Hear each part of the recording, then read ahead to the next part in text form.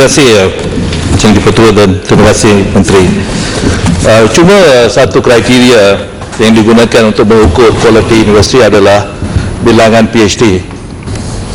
IPTA ini ada beberapa universiti dan saya rasa 50 tahun selepas merdeka, walaupun dalam kajian separuh penggal, kerja tak mengeluarkan berapa peratus PhD di universiti pengajian tinggi awam. Cuma apa yang dinyatakan dalam separuh penggal ialah akan mencapai 60% dalam tahun 2010. Tapi tak sebut berapa bilangannya sekarang di IPTA. So maka yang saya rasa ialah bahawa PhD ini sangat kurang di universiti-universiti. Saya pun tidak tahu macam mana, sebab saya rasa salah satu masalah ialah ada ramai yang pergi ke buat PhD pulang gagal dalam PhD. Ini tak sebut dalam rancangan separuh penggal. Tidak ada apa-apa tindakan yang ambil kepada mereka, sebab mereka yang pergi ke buat PhD di luar negeri sekurang-kurangnya mereka kerajaan belanja 300,000 seorang.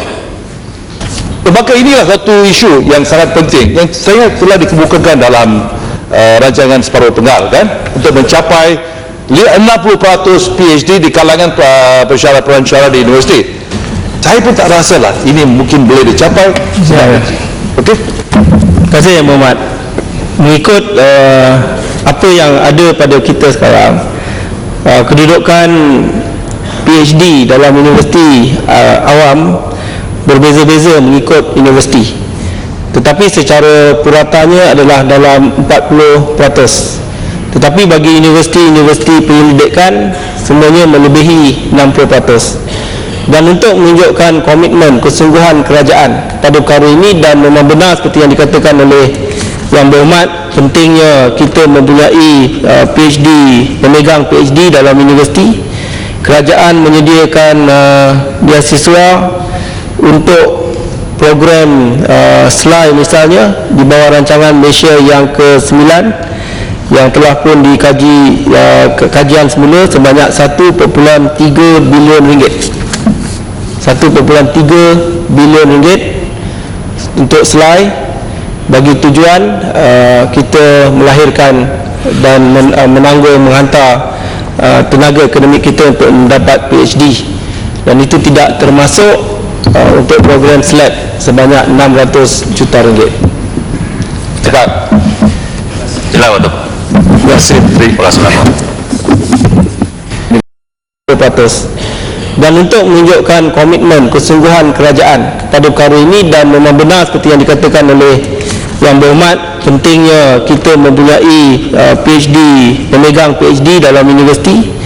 Kerajaan menyediakan beasiswa untuk program SLAI misalnya di bawah rancangan Malaysia yang ke-9 yang telah pun dikaji kajian semula sebanyak 1.3 bilion ringgit.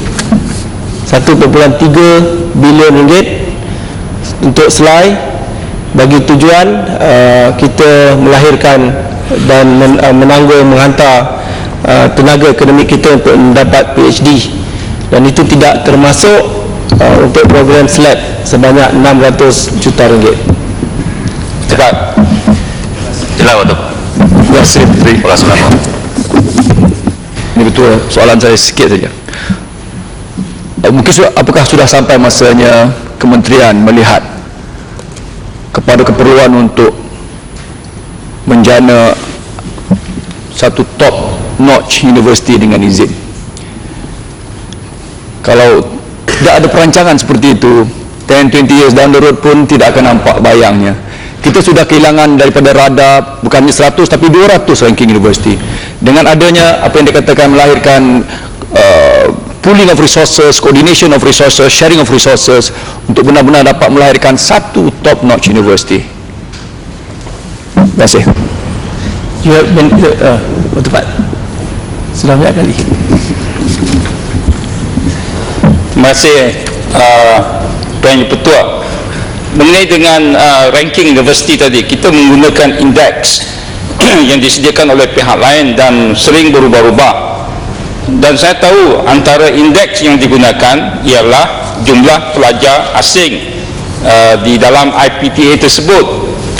Tetapi kalau kita ikutkan sangat indeks ini untuk mencapai ranking yang tinggi, ini yang saya kata tadi melanggar dasar kita yang saya sebut yang belum dijawab, iaitu ada IPTA menyediakan 5% kemasukan pelajar asing untuk peringkat undergraduate dengan izin, dan ini sebenarnya menyebabkan peluang pelajar-pelajar kita sendiri untuk masuk universiti